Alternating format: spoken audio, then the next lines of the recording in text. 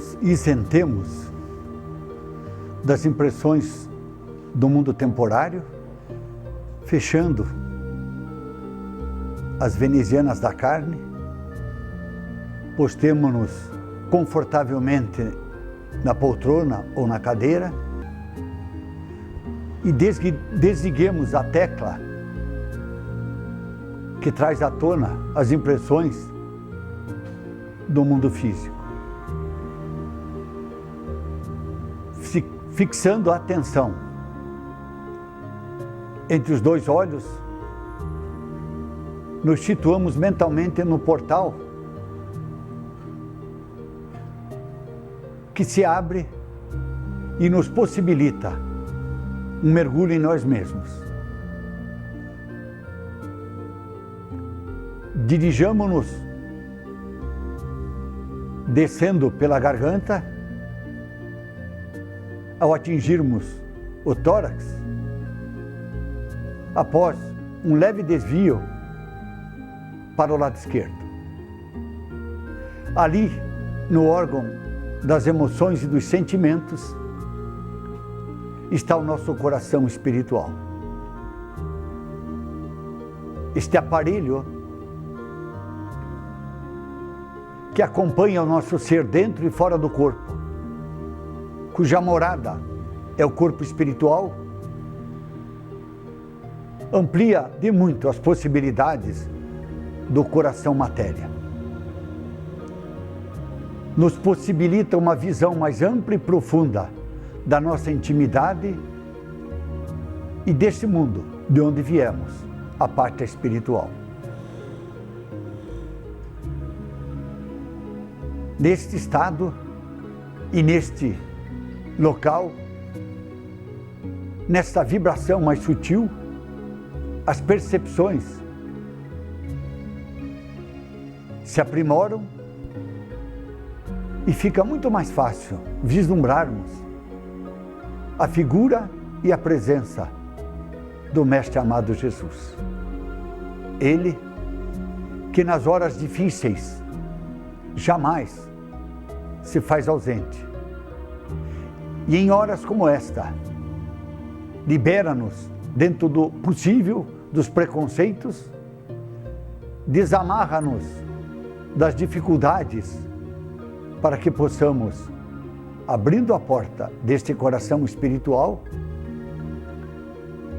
acordarmos com as informações que de fora vêm, as porções da verdade que estamos prontos para entender e que jazem no nosso interior. Só Ele, para nós cristãos, tem a chave deste tesouro. E sempre que a porta se abre, por decisão nossa, Ele se mostra. Querido amado Mestre Jesus, mais uma vez, trazemo-lo à tela da nossa mente, através do coração espiritual, para te pedir amparo, orientação, força, discernimento, para que o nosso aparelho fique disponível àqueles que em teu nome aqui estão, de modo a que a lição que vivestes para nós, boa nova, flua com humildade, com simplicidade, com clareza e, sobretudo, com amor. Todos os corações, sem exceção, incluindo o nosso, ávidos estão de beberá-las, pois a sede do Espírito vem de há muito. E é a hora, agora, dentro da doutrina que abraçamos, o Espiritismo, de segui-lo mais de perto, fazendo dessas lições roteiro de vida e as transferindo ao nosso comportamento do dia a dia.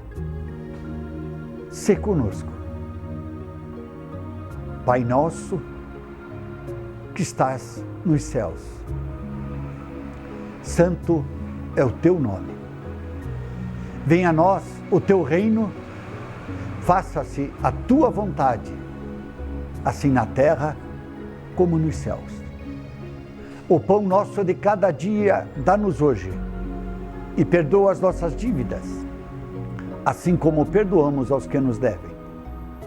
Não nos deixes cairmos em tentações, mas livra-nos de todos os males, pois é teu todo o poder, o reino e a glória para sempre.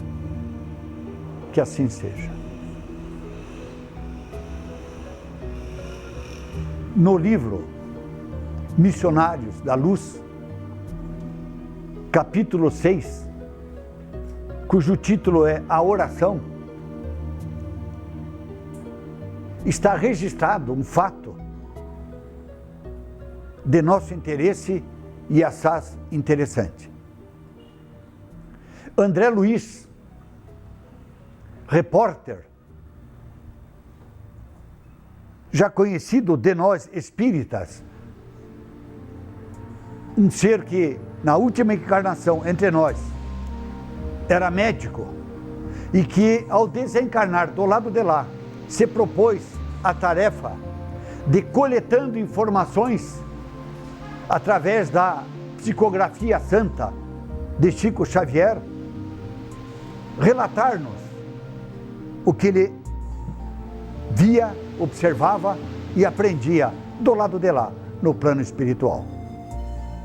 Desta feita, André Luiz, acompanhado de um orientador espiritual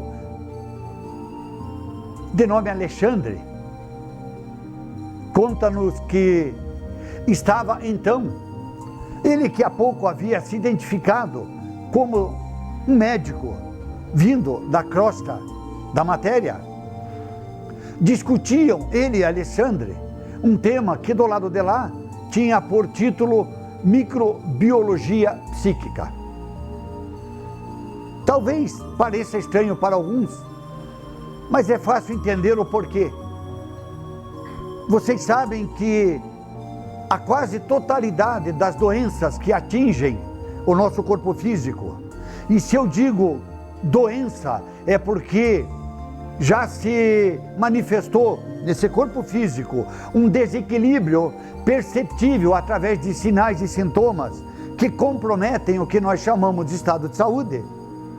Quase todas elas têm que ter presente, para que o desequilíbrio aconteça, um agente causador.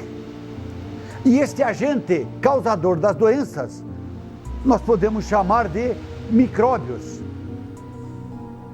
Assim como o corpo físico adoece quando os micróbios, esses seres maldosos, patogênicos, na linguagem da medicina, adentram no nosso físico e atingem uma concentração, um número tal, comprometendo a nossa saúde, do lado de lá, o corpo espiritual também pode adoecer. Do lado de cá, nós chamamos de micróbios e os vemos através dos aparelhos que aumentam os seus tamanhos, os microscópios, mas são seres de matéria. Do lado de lá, também são micróbios, só que não perceptíveis à nossa aparelhagem, mas visíveis aos aparelhos do lado de lá. Esses são aqueles a quem ele chama de parasitos psíquicos, micróbios no plano espiritual, que uma vez atingindo o corpo espiritual de um indivíduo em desalinho, em estado de desarmonia, causam o que nós chamamos de doença, lá como acontecem nas doenças aqui.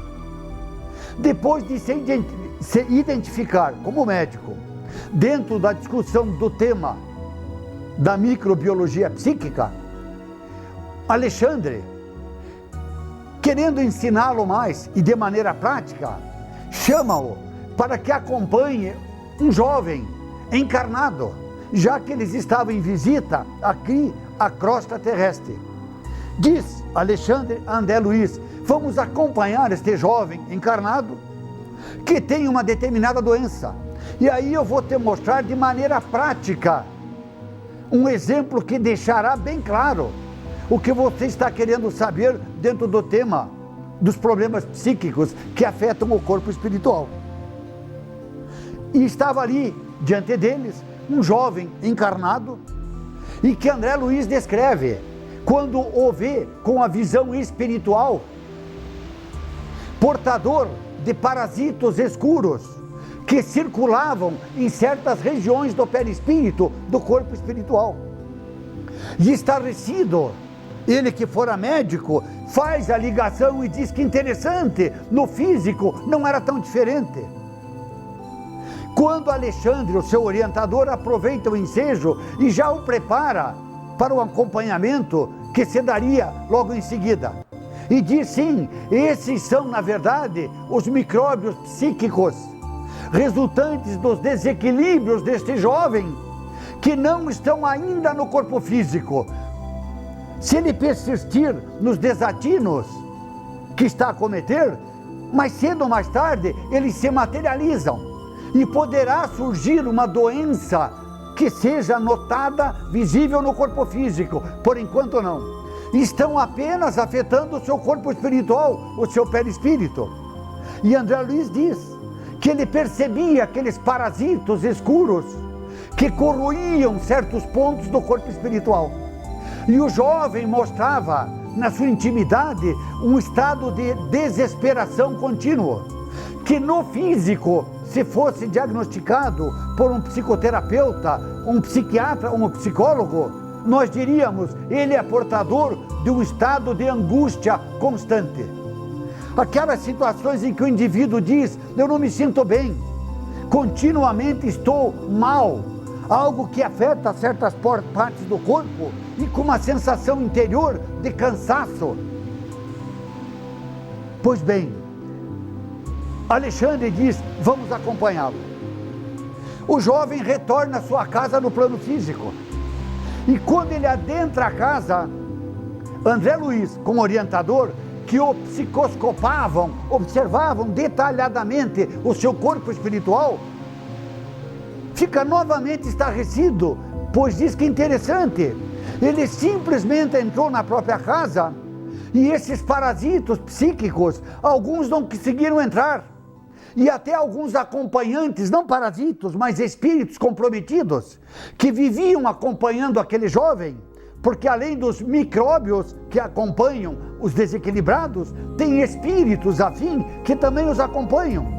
Os espíritos não puderam entrar na casa, e os micróbios, diz André Luiz, começaram a se movimentar, e percebia-se que um combate, onde ele não via os adversários, estava se travando. E claro, joga a pergunta, Alexandre, o que é que está acontecendo? E ele diz, por isso eu te trouxe aqui. Esse processo a que o jovem está feito, que ele está sofrendo, nós chamamos de vampirismo. Espíritos de baixo padrão vibratório colocam, injetam através da mente no corpo espiritual de encarnados, que tem os mesmos desequilíbrios, esses vibriões espirituais. Mas André Luiz voltou à carga. Mas o que aconteceu? Ele mal adentrou a casa, os espíritos não puderam entrar, ficaram do lado de fora. E esses seres patogênicos do corpo espiritual parece que não estão contentes, estão contrafeitos, e é como se eles estivessem guerreando contra alguém que eu não percebo. Aí o orientador Alexandre diz, eu sei, e você está observando com muito detalhe. O que está acontecendo, deu em resposta, é que o ambiente vibratório da casa dele é elevado. Mas o que o torna elevado? Perguntou André Luiz ao orientador. E a resposta veio clara. É que neste lar existe uma mulher, esposa deste jovem, que tem por hábito diariamente desligar-se das amarras do mundo temporário e fechar-se em si mesma.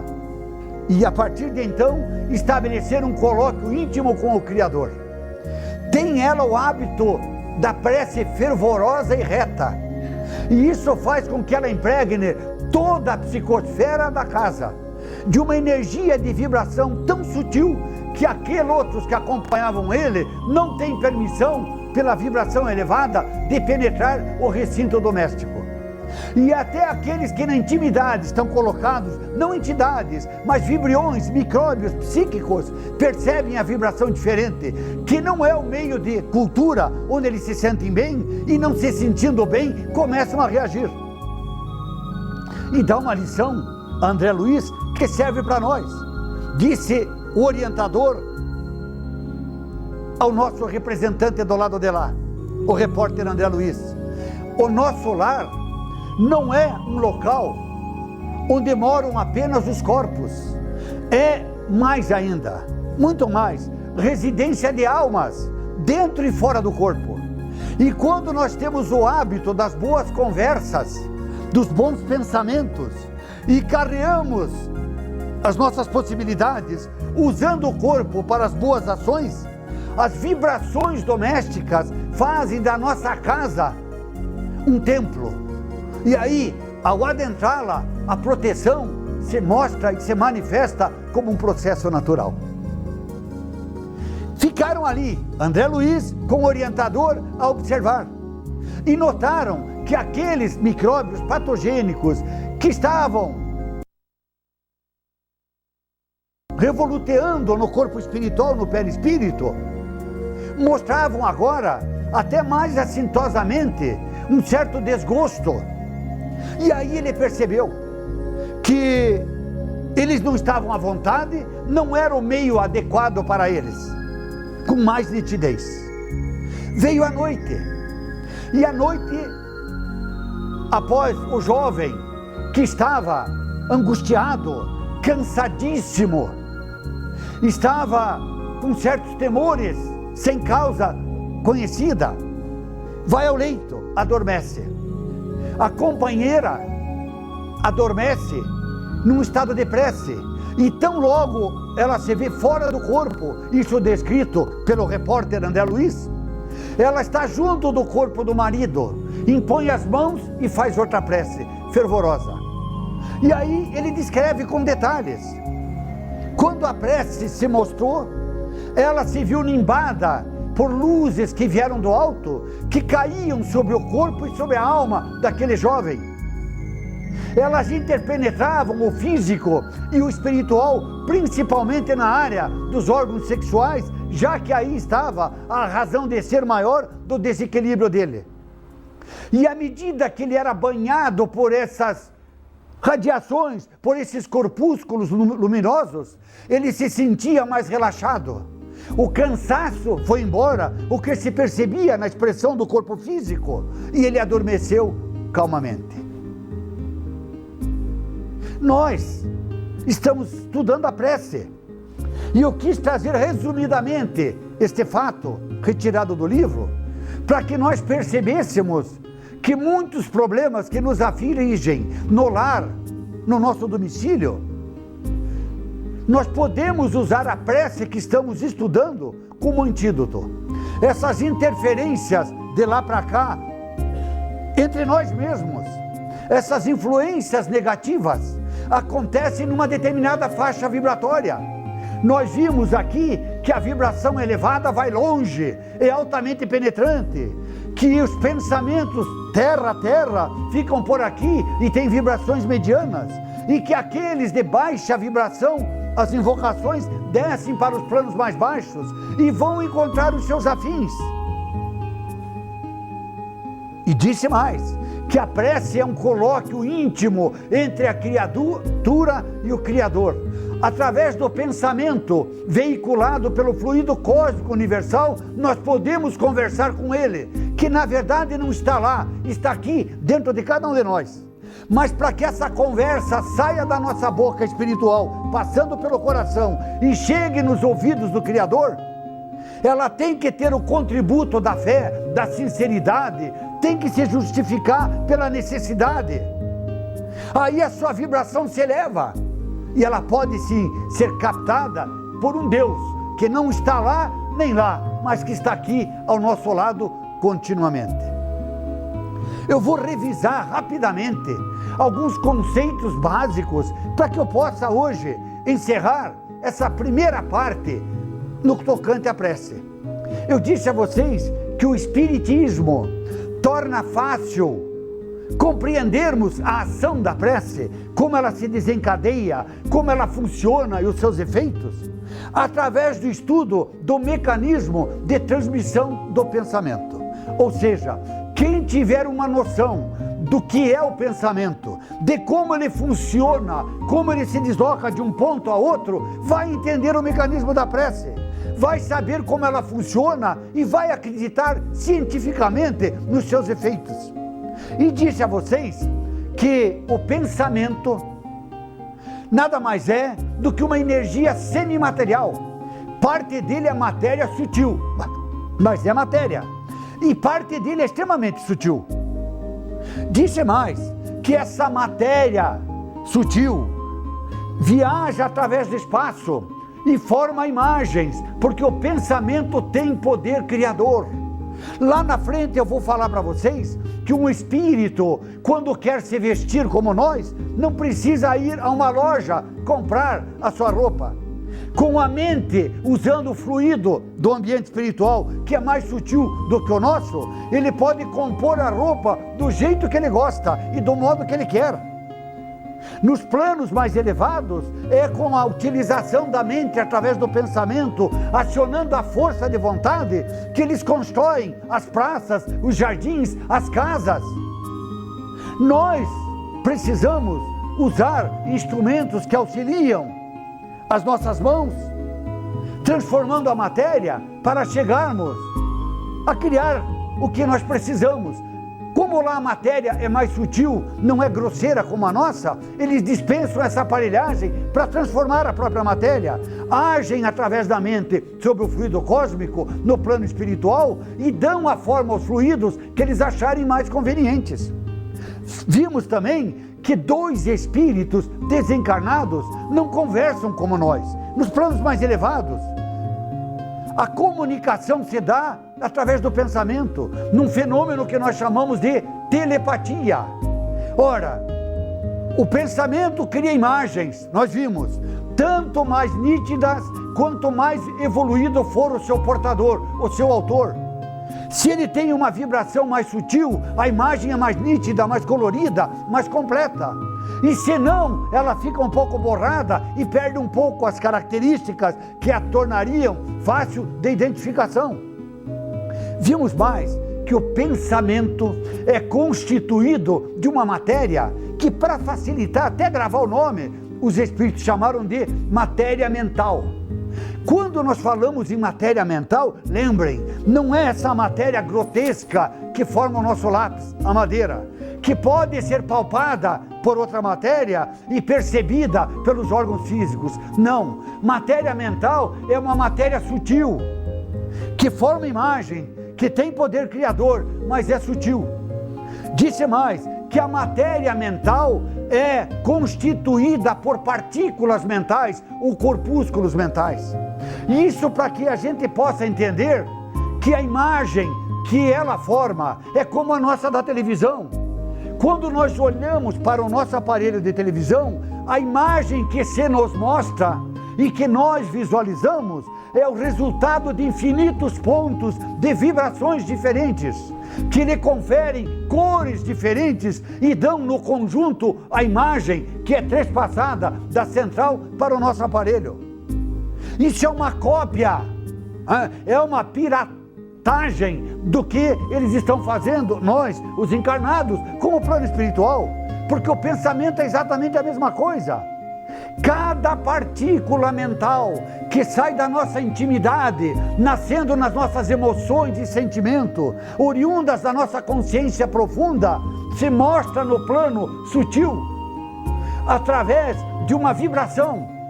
Ela se desloca nesse plano, e essa vibração que ela tem em torno de si, que a ciência daqui chama campo magnético, ou melhor, eletromagnético, tem um poder influenciador. E se ela encontra na sua trajetória outras partículas que estejam na mesma faixa vibratória, ela troca informações. Ela, na nossa linguagem, se comunica. Isso nós já vimos, eu estou apenas relembrando. Disse ainda que na mente, e lembram bem, a mente não está nem no corpo físico e muito menos no espírito propriamente dito. Agora nós não erramos. A mente está no perispírito, no corpo espiritual.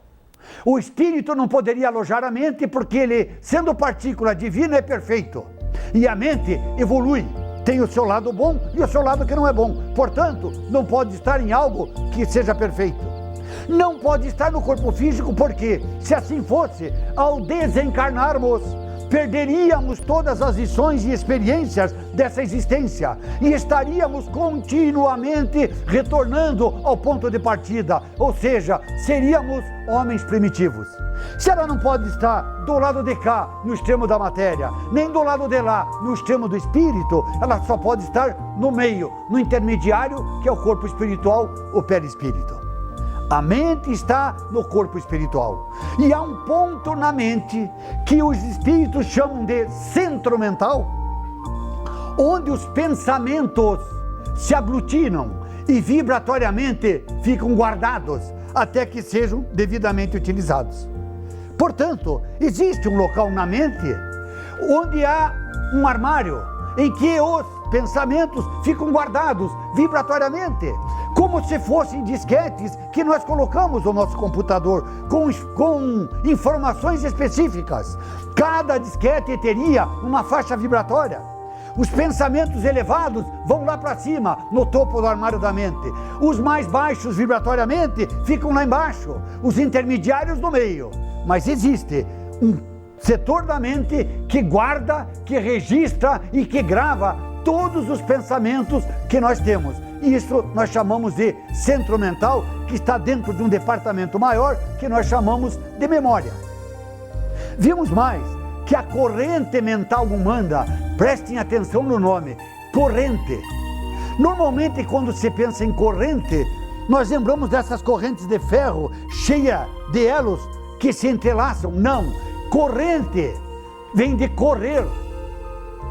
O desenvolver dessa energia mental que tem forma, que nós chamamos pensamento no ser humano, é algo contínuo, é uma energia que não se desliga jamais. A nossa mente, de dia, de noite, acordado, entre aspas, dormindo, está trabalhando. Esse aparelho, a mente, não se desliga jamais. Ele continuamente está em atividade. Nós vamos ver lá na frente que entre um pensamento e outro há um intervalo muito pequeno e que muitas práticas espirituais tentam aproveitar esse intervalo entre um e outro para que a gente possa mudar o teor dos próprios pensamentos. Mas esse aparelho, a mente, não descansa jamais. De uma vida para outra, de dia e de noite, na hora da tristeza e na hora da alegria, ele trabalha. E quem determina o teor dele é a vontade que brota do nosso espírito. Disse ainda que nós, quando circulamos do lado de lá, fora do corpo físico, nos mostramos exatamente como somos na intimidade. O corpo físico, muitas vezes, veste-nos com uma capa de hipocrisia e a gente mostra para fora algo completamente diferente daquilo que nós somos por dentro. Mas quando saímos do corpo, após o desencarne, e mesmo quando encarnados durante a noite, em que a carcaça da matéria, esse avental físico, fica sobre a cama, e nós vamos para lá com o outro avental, o perispírito, nós nos mostramos exatamente como somos. E essa porção nossa que vai para o lado de lá, mais exterior, nós chamamos de aura. E eu disse que a aura nada mais é do que um tapete tecido com os fios que são os nossos pensamentos, que podem ser mais ou menos coloridos, de maior ou menor vibração, que tem até volume mais ou menos ampliado em função do teor dos pensamentos do autor, que pode ser mais ou menos perfumada e que tem uma vibração mais ou menos elevada, dependendo daquele que é, na verdade, o inquilino dela. Esse tapete é como um outdoor, que do lado de lá diz quem eu sou, no que eu penso, o que eu falo, o que eu faço. Ou seja, conta a minha história curricular momentânea, sem disfarce. Do lado de lá, quando nós nos reencontramos com os amigos, não dá para pôr uma outra capa e acobertar aquelas coisas que nós não gostaríamos que eles tivessem conhecimento da nossa pessoa. Pois bem, vamos agora avançar um pouquinho mais. Hoje eu vou detalhar, tendo por base tudo que está no nosso Evangelho segundo o Espiritismo e no Livro dos Espíritos, para que vocês conheçam características da prece. Até volto um pouco atrás, lembrando que eu disse, baseado nessa fisiologia do pensamento, que quando o pensamento é elevado, a prece é vertical. Prece vertical e pensamento elevado é aquela que leva como recado e que tem como conteúdo pensamentos petitórios, solicitações de alto teor espiritual. Quando o indivíduo fez a parte que lhe cabia e não conseguiu e pede ajuda, quase sempre ela vem. E quando a solicitação corresponde a uma necessidade sentida e justificada espiritualmente, a vibração é elevada. E essas preces vão alto e vão longe.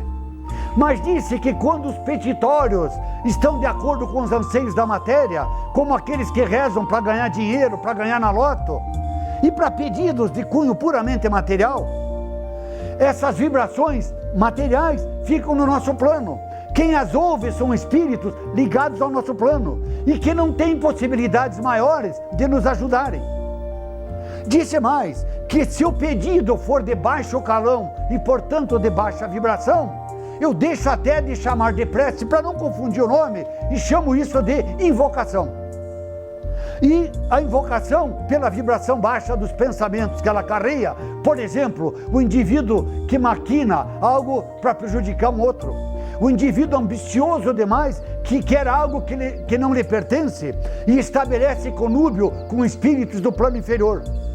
Essa prece é descendente. E concluí que, baseado no estudo do pensamento e na lei de sintonia, é fácil entender que, dependendo do teor dos pensamentos que eu manifesto, que eu exteriorizo, eu já posso ter, com muita precisão, o tipo de resposta que eu vou receber do plano espiritual. Pensamentos elevados são recebidos por espíritos elevados com possibilidades amplas de me atender. Pensamentos terra a terra ficam por aqui, com pouquíssimas possibilidades de socorro na resposta. E os mais baixos, muitas vezes, respondem com uma ajuda, que eu disse a vocês, cuidado, porque esses conúbios nefastos nos comprometem e a turma de baixo gosta de nos servir, porque depois, na hora de cobrar, eles cobram e sabem fazer as cobranças de uma maneira que nós sempre acabamos sendo prejudicados. Agora sim, eu quero avançar um pouco mais na prece. O que é que nós devemos pedir?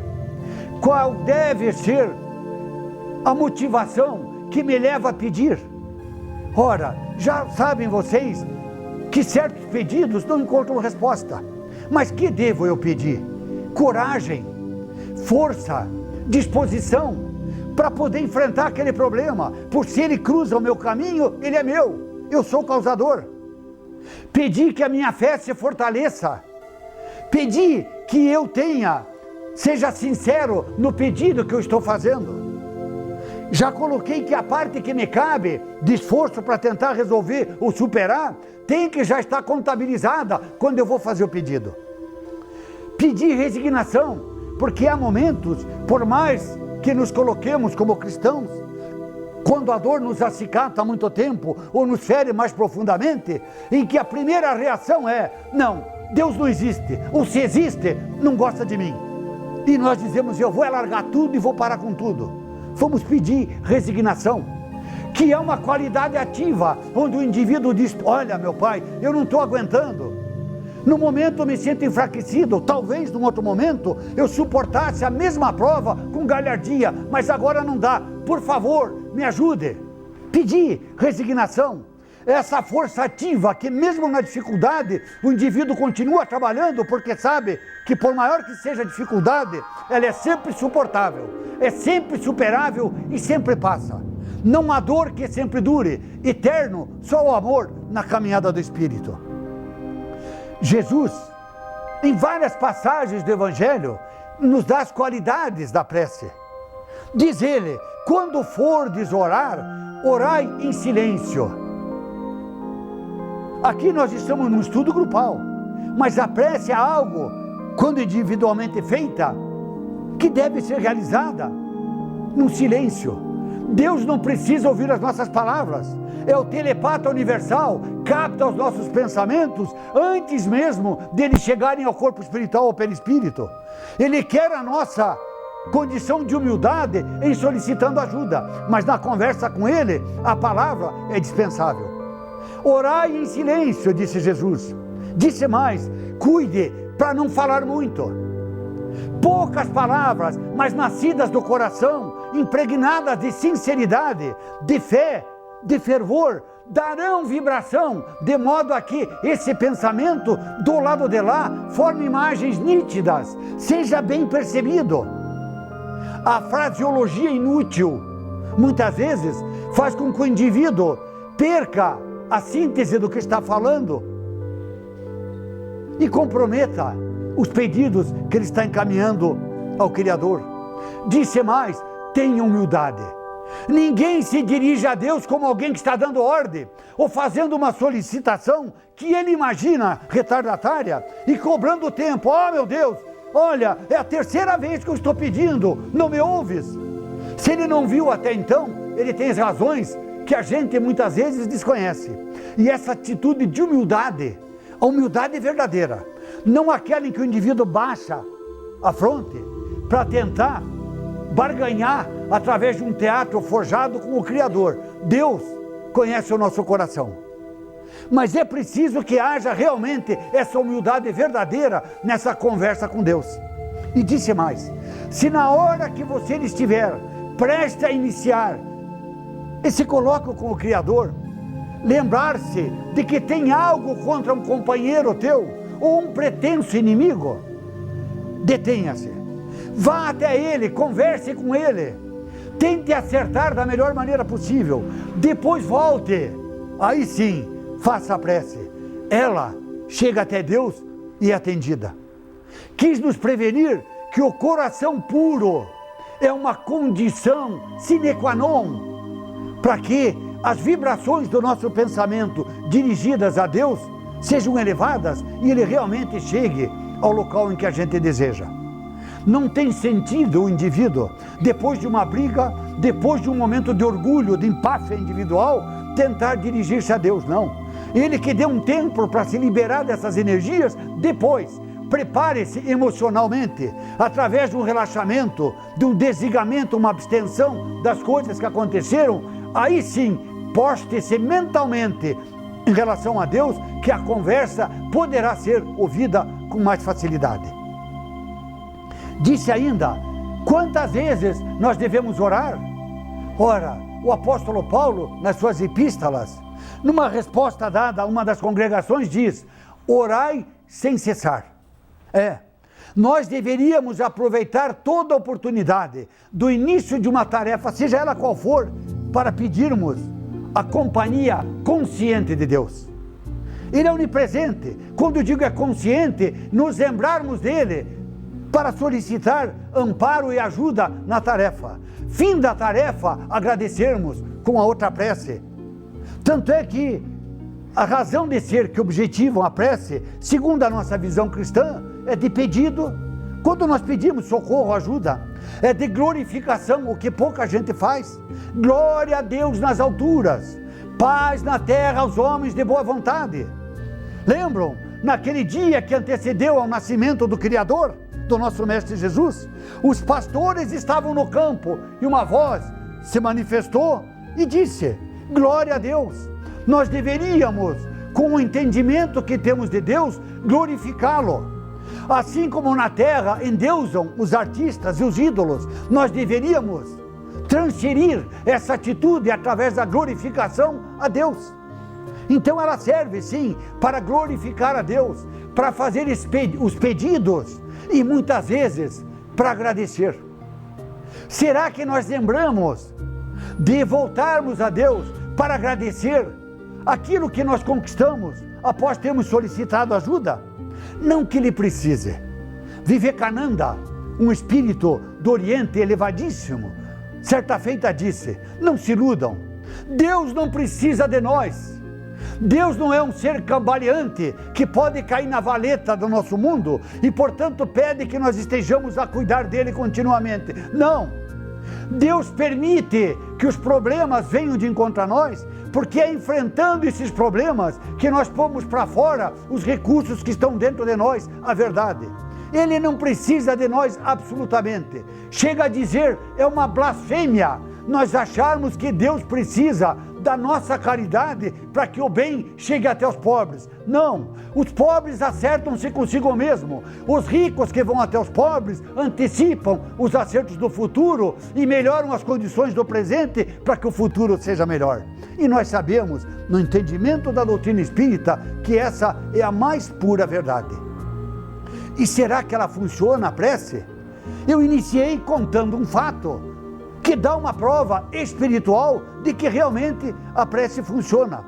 Mas num dos livros mais importantes do Pentateuco Espírita, me explico melhor, nós temos 5 livros que são a base em torno da qual gira todo o conhecimento espírita.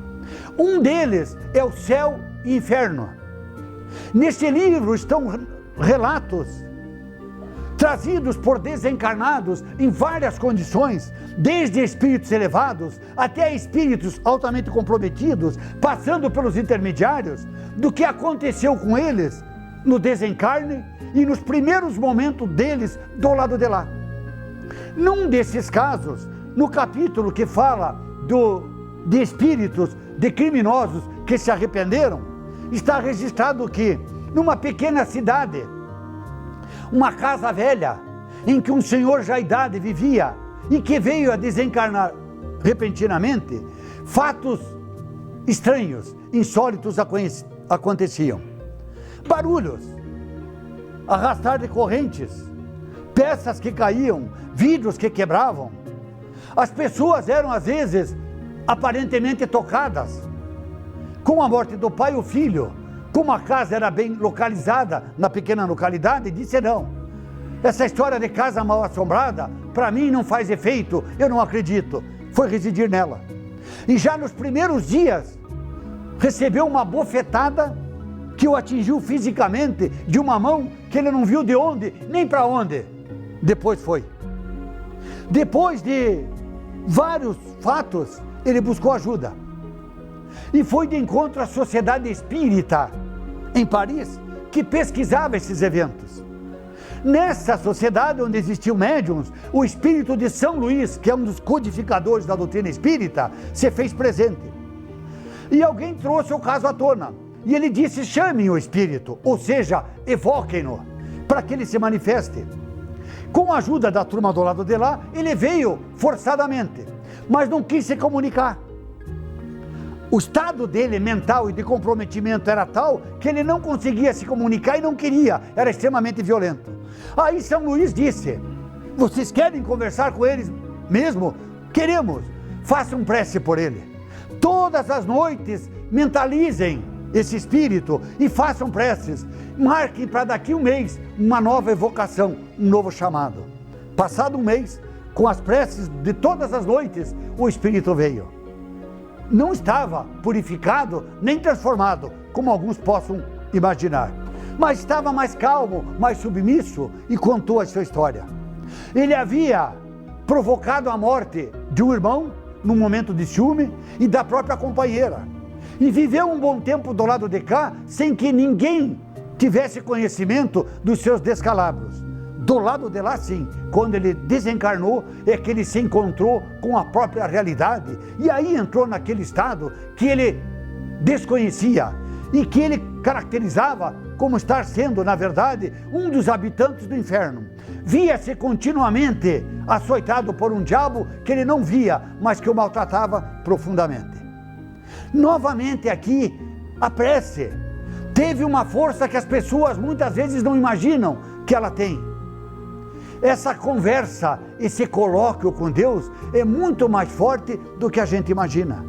Tanto é que na questão 166 do Livro dos Espíritos, Kardec perguntou a eles, do lado de lá, a prece tem algum efeito benéfico sobre aquele que ora? A prece melhora o homem?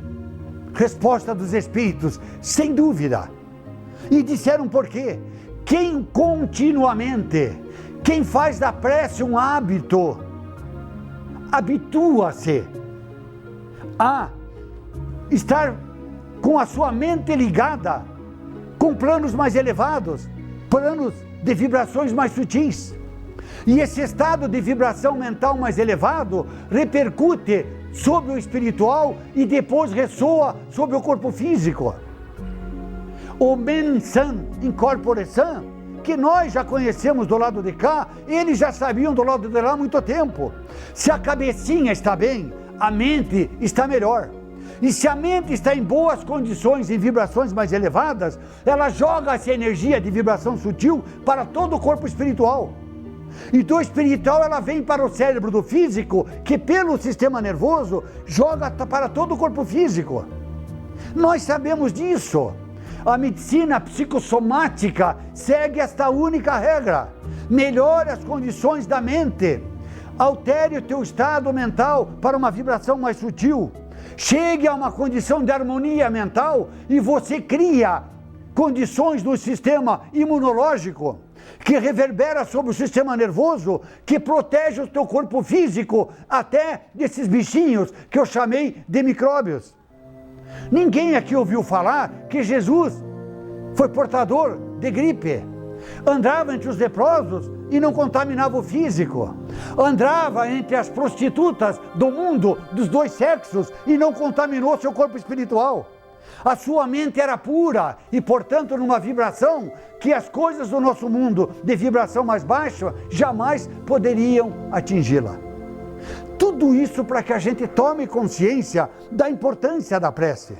Temos que torná-la hábito.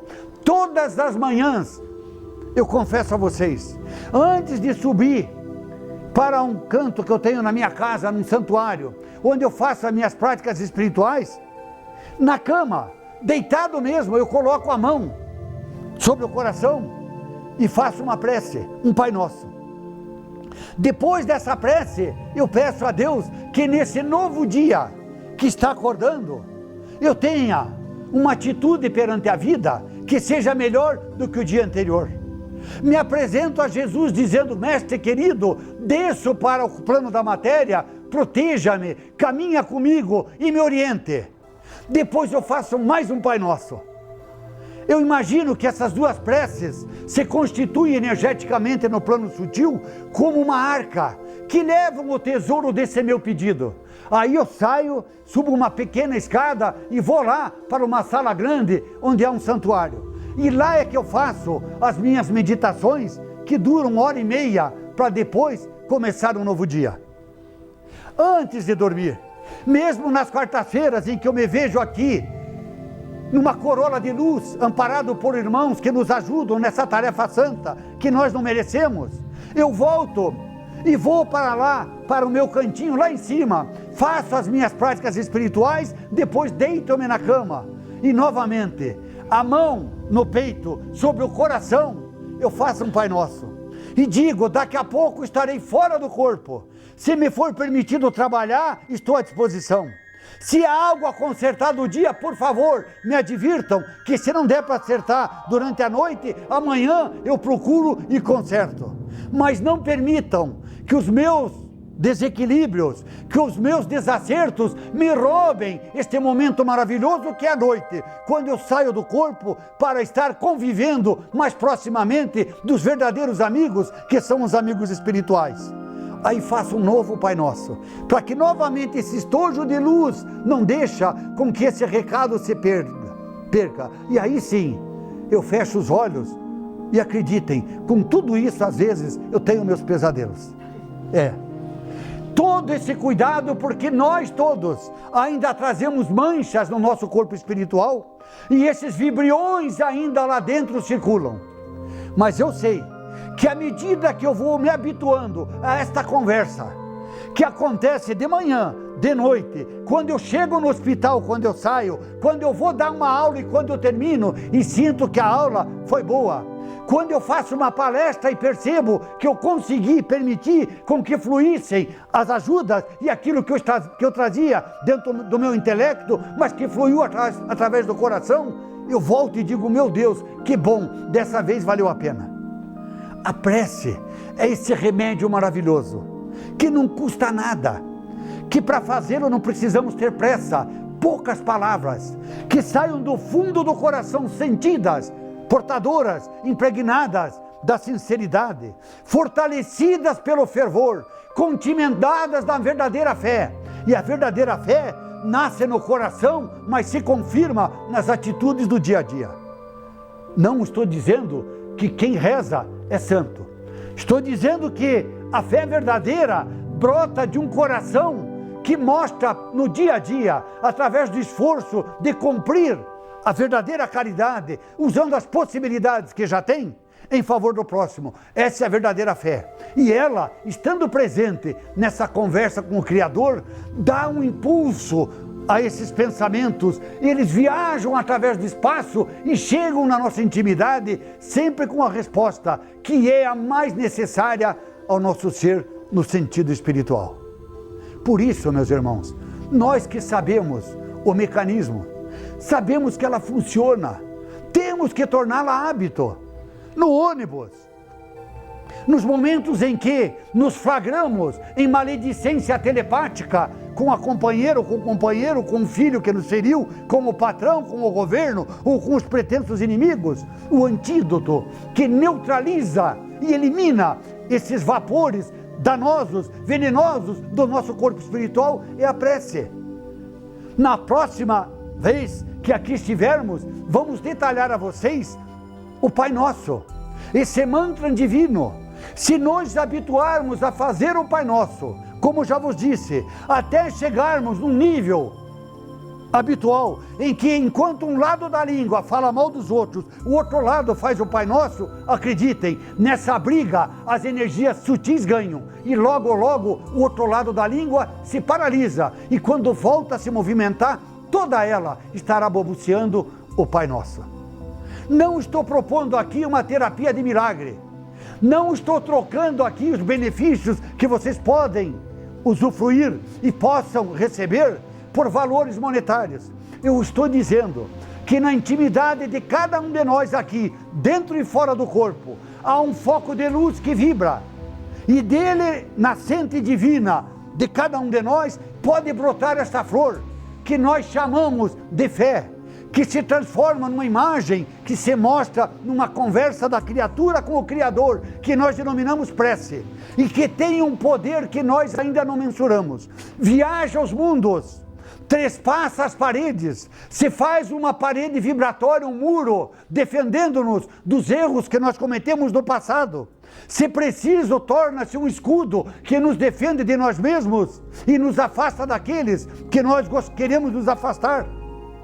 E se ela se impregna nas oportunidades que a vida coloca no nosso caminho de atitudes no bem, ela se fortalece, cresce tanto em força que chega um momento em que nós podemos afirmar, como ele, o nosso amado Mestre Jesus afirmou: se tiverdes a fé do tamanho de um grão de mostarda e olhardes para esta montanha que representa as dificuldades do caminho e disserdes a ela, vai-te, ela montanha, as dificuldades se irão. E o nosso caminho, que até então nada mais era do que um pisar contínuo sobre pedras que nós mesmos colocamos no passado e no presente, se transformará num pequeno jardim, numa estrada rodeada de flores. E essa estrada íngreme, que até então era uma subida difícil de vencer, escorregadia, torna-se plana, os passos mais suaves, a corrida mais acelerada. E esse encontro que nós marcamos há 2007 anos com ele, que disse: se vocês me amam, fiquem felizes, pois me vou, mas para vos preparar o lugar. Vos aguardarei sem pressa, mas ansiosamente. Lá onde eu estiver, estarei continuamente junto de vocês, auxiliando na caminhada, mas é lá que eu gostaria que vocês estivessem comigo eternamente.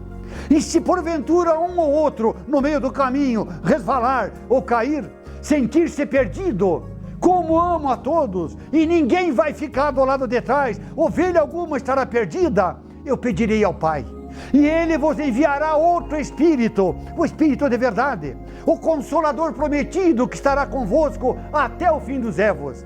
Ele, o Consolador, o Espírito de verdade, vos lembrará tudo o que vos tenho dito e vos trará novas lições. Aí ninguém mais se perderá. O roteiro estará todo facilmente desenhado, basta seguir-me passo a passo. O Consolador, vocês sabem, é o Espiritismo. Quem fez o pedido que está lá, está aqui e é Jesus.